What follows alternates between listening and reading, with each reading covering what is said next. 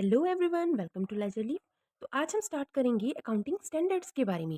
आज की इस वीडियो में मैं आपको अकाउंटिंग स्टैंडर्ड्स के बारे में डेप्थ में नॉलेज दूंगी। तो स्टार्ट करते हैं। तो सबसे पहले आता है मीनिंग ऑफ अकाउंटिंग स्टैंडर्ड्स। मतलब कहने का होता है कि अकाउंटिंग स्टैंडर्ड्स जो है उसका क्या अर्थ होता है।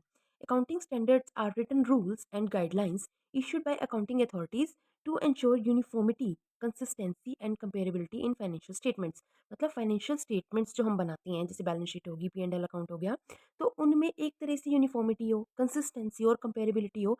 इससे रिलेटेड जितनी भी नॉलेज होती है, जो एक रिटन रूल्स होते हैं इससे रिलेटेड, उन्हीं सबको अकाउंटिंग स्टैंडर्ड कहा जाता है, जिसको अकाउंटिंग अथॉरिटीज के द्वारा इशू किया जाता है। ठीक है।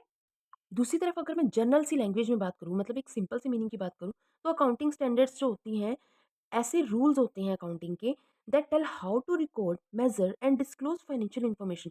कि हमने कैसे फाइनेंशियल इन्फॉर्मेशन को रिकॉर्ड करना है, कैसे उनको मेजर करना है और कैसे उनको दूसरे के सामने डिस्क्लोज करना है। सिर्फ यही अकाउंटिंग स्टैंडर्ड्स है।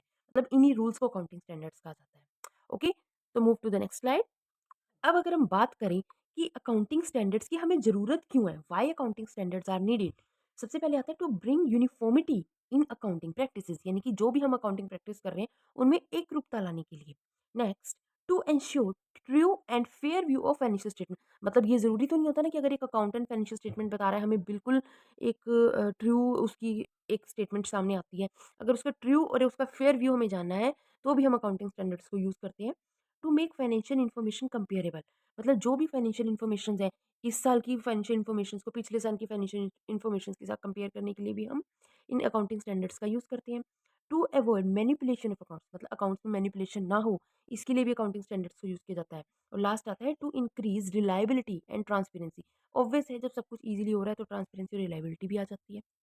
अब हमारी नेक्स्ट स्लाइड पे आता है ऑब्जेक्टिव्स ऑफ अकाउंटिंग स्टैंडर्ड्स, यानी कि अकाउंटिंग स्टैंडर्ड्स को बनाने का उद्देश्य क्या होता है। जैसी नीड्स हैं वैसे ही ऑब्जेक्टिव्स हैं। मतलब फर्स्ट आता है यूनिफॉर्मिटी इन अकाउंटिंग प्रैक्टिसेस। ठीक है, मतलब अकाउंटिंग प्रैक्टिसेस में यूनिफॉर्मिटी आ गई। True and fair view of financial statements, comparability of financial information, वही जो नीड्स में आ रहा है वही ऑब्जेक्टिव्स में आ जाएगा। अब ट्रांसपेरेंसी आ जाती है, रिलायबिलिटी आ जाती है। लास्ट में आता है बेटर डिसीजन मेकिंग। ये मेबलिंग नहीं है, यहाँ पे मेकिंग आएगा। ये मैंने यहाँ मेंशन कर दिया, मेकिंग। अब आता है issuing authority of accounting standards in India. कि भारत में जो अकाउंटिंग स्टैंडर्ड्स को इनको इशू करने की अथॉरिटी है, वो किसके द्वारा दी गई थी। वो दी गई थी आईसीएआई, यानी कि institute of chartered accountants of India, इसके द्वारा। ठीक है, through the accounting standards board, यानी कि एएसपी के थ्रू। अब आता है कि हमारे जो अकाउंटिंग स्टैंडर्ड्स है वो कहाँ-कहाँ एप्लीकेबल्स होते हैं। कंपनीज़ में भी होते हैं, बिज़नेस एंटरप्राइज़ेज़ में भी होते हैं और प्रोफेशनल्स जो होते हैं, जैसे जो प्रोफेशंस में यूज़ होते हैं। अगर हम बात करें कि accounting standards are not mandatory for very small business, बहुत छोटे-छोटे बिज़नेस के लिए जो अकाउंटिंग स्टैंडर्ड्स होती है उसकी कोई ज़रूरत नहीं होती।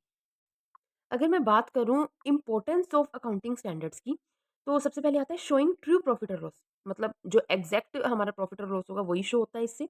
प्रेजेंटिंग ट्रू फाइनेंशियल पोजीशन, अगर प्रॉफिट एंड लॉस ट्रू आ रहा है तो ऑब्वियस है फाइनेंशियल पोजीशन हमने ट्रू प्रेजेंट करी है, तभी तो हमारे पास ट्रू प्रॉफिट और लॉस आ रहा है। बिल्डिंग ट्रस्ट अमंग यूजर्स, जब हम सारी ही इन्फॉर्मेशन अपनी बिल्कुल एग्जैक्ट और बिल्कुल ट्रू दे रहे हैं तो यूजर्स का जो हमारे प्रति जो इंटरेस्ट है, जो ट्रस्ट है, वो बिल्ड होता है। रिड्यूसिंग अकाउंटिंग डिफरेंसेस को की कमी हो जाती है, रिड्यूस हो जाती हैं वो डिफरेंसेस। अगर मैं वन लाइनर में बात करूँ, accounting standards are mandatory guidelines for uniform and reliable accounting. ठीक है ना, कहने का मतलब होता है कि और कुछ नहीं है, अकाउंटिंग स्टैंडर्ड्स सिर्फ एक गाइडलाइंस होती है। और अगर कंक्लूजन की बात करती हूँ, तो accounting standards plays a very important role in maintaining consistency, transparency, reliability in accounting standards. तो बच्चों, ये तो थी अकाउंटिंग स्टैंडर्ड से रिलेटेड हमारी आज की वीडियो। अगर आपको मेरी ये वीडियो अच्छी लगी है तो प्लीज़ इसको लाइक, शेयर और सब्सक्राइब जरूर करना। और अगर इससे रिलेटेड कोई भी क्वेरी है तो प्लीज़ मुझे कमेंट करके ज़रूर पूछ लेना। So see you in the next video.